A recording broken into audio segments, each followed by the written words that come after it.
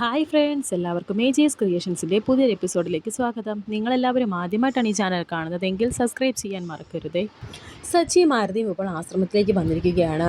ആരതി സ്വാമിജിയോട് സംസാരിക്കുന്നുണ്ട്. അർച്ചനയുടെ അസുഖത്തെക്കുറിച്ചൊക്കെയാണ് സംസാരിക്കുന്നത്. ഗോകുൽ സാറിൻ്റെ ഏറ്റവും വലിയ വിഷമമാണത് എന്നൊക്കെ ആരതി പറയുമ്പോൾ, അവരിവിടെ വരുന്നത് ചികിത്സയ്ക്ക് വേണ്ടിയിട്ട് മാത്രമല്ല, അവരുടെ ഏറ്റവും വലിയ സത്യത്തിനും കൂടി വേണ്ടിയിട്ടാണ്. എല്ലാം ശുഭമാകും എന്ന് സ്വാമിജി പറയുന്നുണ്ട്.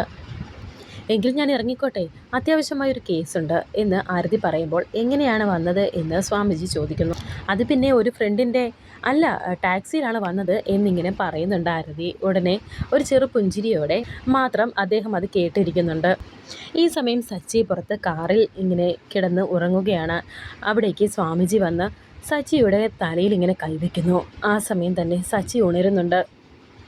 ഉടനെ തന്നെ സച്ചി ഇപ്പോൾ കാറിന് പുറത്തേക്ക് ഇറങ്ങുന്നു. ഇവിടം വരെ വന്നിട്ട് എന്തേ അകത്തേക്ക് വന്നില്ല എന്ന് സ്വാമിജി ചോദിക്കുന്നുണ്ട്. അങ്ങനെ സ്വാമിജി സച്ചി അകത്തേക്ക് വിളിച്ചിരുത്തുന്നുണ്ട്. സ്വാമിജി എന്നിട്ട് പേര് ചോദിക്കുന്നു. സച്ചിദാനന്ദൻ എന്ന് പേര് പറയുന്നുണ്ട് സച്ചി. ഈ കാത്തിരിപ്പ് തുടങ്ങിയിട്ട് കുറേ കാലമായല്ലേ എന്ന് സ്വാമിജി ചോദിക്കുമ്പോൾ, സ്വാമിജി ക്ഷമിക്കണം, ഞാൻ മനഃപൂർവ്വം വരാതിരുന്നതല്ല എന്ന് സച്ചി പറയുമ്പോൾ, സ്വാമിജി പറയുന്നുണ്ട്, ഓരോ കണ്ടുമുട്ടലും മനഃപൂർവ്വം സൃഷ്ടിക്കുന്നതല്ല, സമയമാകാതെ അതിലേക്ക് കടക്കാൻ നമുക്ക് കഴിയില്ല, അതും നിയോഗമാണ്. ഇത് കേട്ട് സച്ചി പറയുന്നുണ്ട്, എനിക്ക് ഒന്നും തന്നെ മനസ്സിലാകുന്നില്ല എന്ന്. അതിനുള്ള സമയമായില്ലെന്ന് ഞാൻ പറഞ്ഞില്ലേ, ആകുമ്പോൾ എല്ലാം സ്വയം മനസ്സിലായിക്കൊള്ളും. ലക്ഷണം കൊണ്ട് ഒരു ഡ്രൈവറിൻ്റെ മുഖവും ശരീരഭാഷയുമല്ല. ഈ വളയം പിടിക്കാൻ തുടങ്ങിയിട്ട് ഒരുപാട് കാലമായില്ല അല്ലേ എന്ന് സ്വാമിജി ചോദിക്കുന്നുണ്ട്. ഉടനെ സച്ചി പറയുന്നുണ്ട്, അതെ, കുറച്ച് കാലമേ ആയിട്ടുള്ളൂ എന്ന് പറയുന്നു. അങ്ങനെ സച്ചിയോട് കുറേ കാര്യങ്ങളൊക്കെ സ്വാമിജി സംസാരിക്കുന്നുണ്ട്. വനവാസകാലം പോയി, ഇനി അജ്ഞാതകാലവാസമാണ് എന്നൊക്കെ സ്വാമിജി പറയുമ്പോൾ, സച്ചി ഇപ്പോൾ ആരതിയെ നോക്കുന്നുണ്ട്. ഉടനെ ആരതി പറയുന്നുണ്ട്, എന്നെ നോക്കണ്ട, ഞാനൊന്നും പറഞ്ഞിട്ടില്ല എന്ന് പറയുന്നു. അങ്ങനെ വീണ്ടും സ്വാമിജി പറയുന്നുണ്ട്, വലിയ ഉയർച്ചയിൽ നിന്നും താഴേക്ക് വീണപ്പോൾ നഷ്ടങ്ങൾ ഒരുപാട് സംഭവിച്ചിട്ടുണ്ടല്ലേ. അതെ എന്ന് സച്ചി മറുപടി പറയുന്നു. അത് വിധിയുടെ ഒരു ക്രമമാണ്, നമുക്കത് തടയാൻ സാധിക്കില്ല, എന്നാൽ അത് കാലം തന്നെ തിരിച്ചു കൊണ്ടുവരും എന്നും സ്വാമിജി പറയുന്നു. എന്തായാലും സച്ചിയെ പരിചയപ്പെടാൻ കഴിഞ്ഞതിൽ സന്തോഷം. അടുത്ത തവണ വരുമ്പോൾ അകത്തേക്ക് കയറണം എന്നും സ്വാമിജി പറയുന്നുണ്ട്. അങ്ങനെ വീണ്ടും സ്വാമിജി പറയുന്നുണ്ട്, വനവാസം എന്നത് ഒരു ഇടവേള മാത്രമാണ്, അവസാനമല്ല.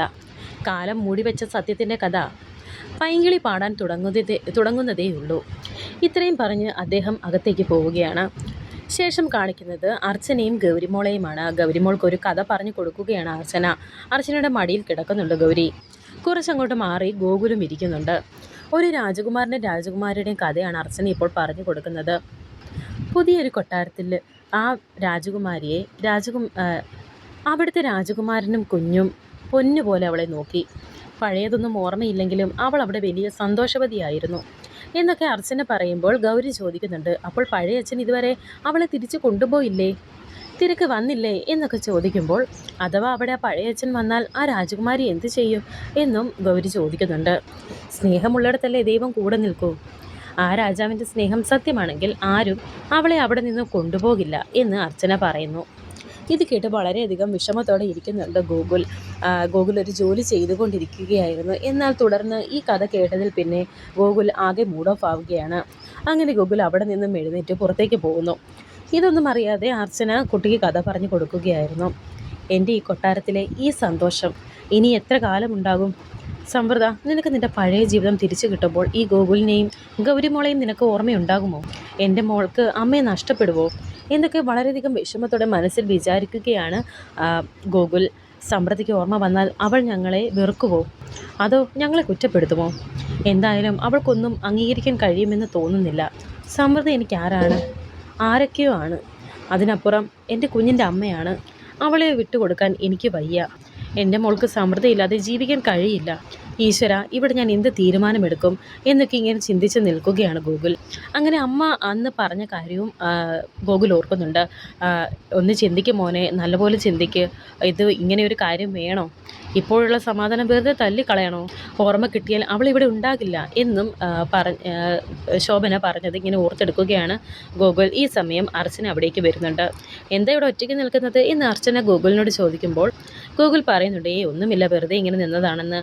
ഉടനെ അർച്ചന പറയുന്നു, അതല്ല, ഗോകുലിനെ എനിക്കറിയില്ല. എത്ര കാലമായി ഞാൻ ഗോകുലിൻ്റെ കൂടെ ജീവിക്കാൻ തുടങ്ങിയിട്ട്.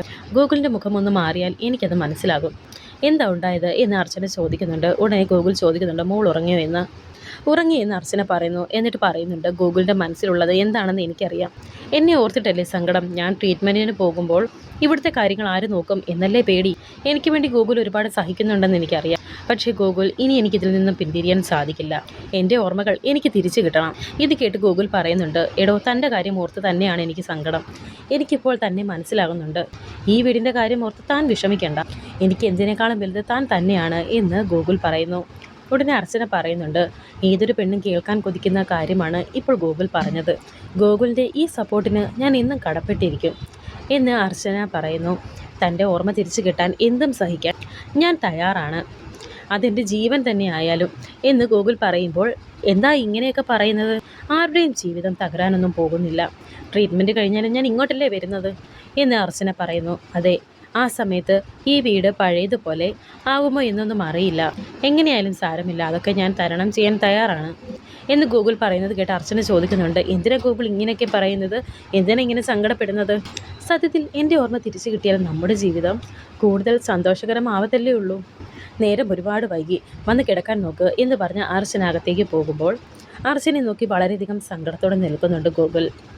പിന്നീട് കാണിക്കുന്നത് ഇപ്പോൾ ആരതി വക്കീലുമായി ആതിര സംസാരിക്കുകയാണ്. ആതിര ചില കാര്യങ്ങളൊക്കെ വക്കീലിനോട് പറയുന്നുണ്ട്. ഉടനെ വക്കീൽ ചോദിക്കുന്നുണ്ട്, നീ എന്തൊക്കെയായി പറയുന്നത്? ഇത് പിള്ളേരുകളിയാണോ? ഉടനെ ആതിര പറയുന്നുണ്ട്, എനിക്കിനി ഒന്നും തീരുമാനിക്കാനില്ല. എനിക്ക് ഡിവോഴ്സ് വേണം. പറ്റുമെങ്കിൽ ഇന്ന് തന്നെ സന്ദീപിന് ഡിവോഴ്സ് നോട്ടീസ് അയക്കണം എന്ന് ആതിര പറയുമ്പോൾ ആരതി വക്കീൽ പറയുന്നുണ്ട്, ഇത്രയും സില്ലിയായിട്ട് എടുക്കേണ്ട ഒരു കാര്യമാണോ ഇത്? വീട്ടുകാരോട് പറഞ്ഞോ എന്നും ചോദിക്കുന്നു. ഉടനെ ആതിര പറയുന്നുണ്ട്, ഞാൻ ആരോടും ഒന്നും പറഞ്ഞിട്ടില്ല എന്ന്.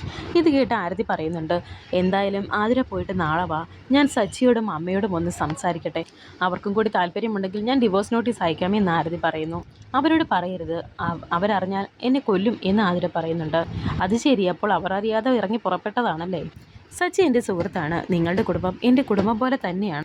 അപ്പോൾ ഞാൻ അവരോട് ചെയ്യുന്നൊരു ദ്രോഹമല്ലേ ഇത്? അവരോട് ഞാൻ എന്ത് പറയും? സച്ചിയോട് ഒരു വാക്ക് പോലും പറയാതെ എനിക്ക് ഇത് ഉണ്ടെന്ന് ആരതി പറയുന്നു.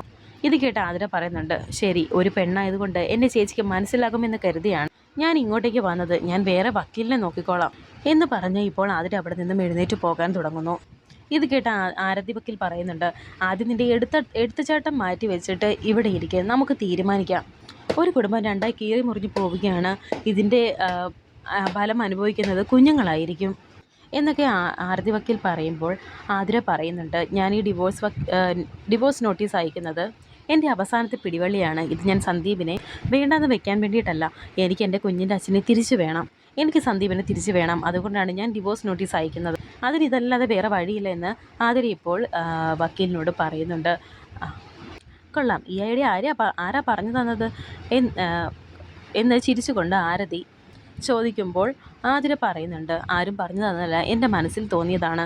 എന്നെയും മോളെ നഷ്ടപ്പെടുമെന്ന് വന്നാൽ സന്ദീപിനത് സഹിക്കില്ല എന്ന് പറയുന്നു. ഉടനെ വക്കീൽ ചോദിക്കുന്നുണ്ട്, അഥവാ ഇത് മറിച്ചാണ് സംഭവിക്കുന്നതെങ്കിലോ? ഈ ഡിവോഴ്സ് നോട്ടീസ് അയാൾ ഒപ്പിട്ട് തിരിച്ചയച്ചാൽ എന്തു ചെയ്യും എന്ന് ചോദിക്കുമ്പോൾ അങ്ങനെ ചിന്തിക്കാൻ അവന് പറ്റില്ലെന്ന് ആതിര പറയുന്നു. ചേച്ചി എന്തായാലും ഇന്ന് തന്നെ ഡിവോഴ്സ് നോട്ടീസ് അയക്കണം. സച്ചിയേട്ടനോടും അമ്മയോടും ദയവ് ചെയ്തത് പറയരുത്. അങ്ങനെയാണെങ്കിൽ ഞാൻ ഉദ്ദേശിക്കുന്ന കാര്യങ്ങൾ നടക്കില്ല എന്നും ആതിര പറയുന്നുണ്ട്. ചേച്ചിയും ഇത് ആരോട് പറയില്ല എന്ന് എനിക്ക് വാക്ക് തരണം. പ്ലീസ് ചേച്ചി, എന്നെ ഒന്ന് ഹെൽപ്പ് ചെയ്യണം എന്ന് ആതിര പറയുന്നുണ്ട്. ഇതിനെപ്പറ്റി വക്കീൽ ഇങ്ങനെ ചിന്തിച്ചുകൊണ്ട് നിൽക്കുകയാണ്. ശേഷം കാണിക്കുന്നത് സമയം രാത്രിയായിട്ടുണ്ട്. ആതിരയുടെ മടിയിൽ അമ്മുക്കുട്ടി കിടന്ന് ഉറങ്ങുന്നുണ്ട്.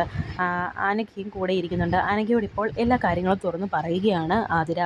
ഇത് കേട്ട് ഞെട്ടി നിൽക്കുന്നുണ്ട് അനഘ അതിനെപ്പറ്റി ആതിരയോട് വഴക്ക് പറയുകയും ചെയ്യുന്നുണ്ട്.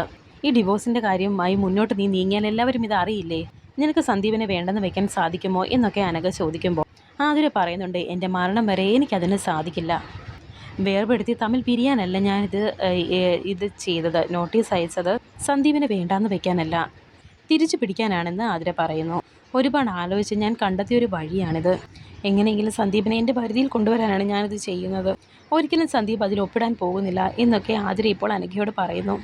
അനഘയാണെങ്കിൽ ഒന്നും മനസ്സിലാകാതെ ഇതിനുള്ള പുറപ്പാടാണെന്നുള്ള രീതിയിൽ ഇങ്ങനെ ഇരിക്കുന്നുണ്ട്.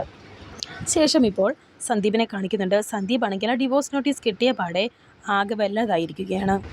എന്നാലും അവൾക്കിത് എങ്ങനെ തോന്നി എന്നൊക്കെ പറഞ്ഞ് സന്ദീപ് വിഷമിച്ച് ഇരിക്കുന്നുണ്ട്. ഉടനെ ഇത് കണ്ട് മൂർത്തി പറയുന്നുണ്ട്, ഇതെല്ലാം ആതിര ആയിരിക്കില്ല, അവളെ കൊണ്ട് മനഃപൂർവ്വം അവർ ഇത് ചെയ്യിപ്പിച്ചതായിരിക്കും എന്നൊക്കെ മൂർത്തി ഇപ്പോൾ പറഞ്ഞു കൊടുക്കുകയാണ്. കാരണം അവരെ ഇങ്ങനെ തമ്മിൽ തെറ്റിക്കാനാണ് ഇപ്പോൾ മൂർത്തി ശ്രമിക്കുന്നത്. അങ്ങനെ നിർബന്ധിച്ച് കുറച്ച് മദ്യമൊക്കെ ഒഴിച്ചു കൊടുത്ത് സന്ദീപിനെ കുടിപ്പിക്കുന്നുണ്ട്. എന്നാലും അവൾക്ക് ഇതെങ്ങനെ ചെയ്യാൻ സാധിച്ചു, എൻ്റെ കുഞ്ഞിൻ്റെ അമ്മയല്ലേ അവൾ എന്നൊക്കെ ഇങ്ങനെ പറയുന്നുണ്ട് സന്ദീപ്. സാറിൻ്റെ ഉള്ളിലെ നന്മയൊന്നും അവർക്കറിയില്ല. സാറിനോട് കുറച്ചെങ്കിലും സ്നേഹമുണ്ടായിരുന്നെങ്കിൽ അവരിതൊരിക്കലും ചെയ്യില്ലായിരുന്നു. എന്തായാലും സാറിൻ്റെ വീട്ടിലുള്ളവർ അറിയാതെ ഈ നോട്ടീസ് അയക്കില്ല. അങ്ങനെ ഉണ്ടായിരുന്നെങ്കിൽ അവരിത് തടയുമായിരുന്നു എന്ന് മൂർത്തി പറയുമ്പോൾ അതാണ് എൻ്റെയും സംശയം. ഒരിക്കലും അവരറിയാതെ ഇതൊന്നും മാത്രമേ ചെയ്യില്ല എന്ന് സന്ദീപ് പറയുന്നുണ്ട്. അങ്ങനെ മൂർത്തി ഓരോ കാര്യങ്ങളൊക്കെ പറഞ്ഞ് സന്ദീപിനെ മദ്യം കൊടുത്ത് ഓരോന്നും പറഞ്ഞ് കൊടുത്തുകൊണ്ടിരിക്കുകയാണ്. ഇതൊക്കെ കേട്ട് മദ്യമൊക്കെ കുടിച്ച് വിഷമത്തോടെ ഇരിക്കുന്നുണ്ട് സന്ദീപ്. സങ്കടം മാത്രമല്ല, ഈ നോട്ടീസ് അയച്ചതിൽ വളരെയധികം ദേഷ്യവുമുണ്ട് ഇപ്പോൾ സന്ദീപിന്. വരാനിരിക്കുന്ന പുതിയ എപ്പിസോഡുകളുമായി വീണ്ടും കാണാം. Thank you for watching.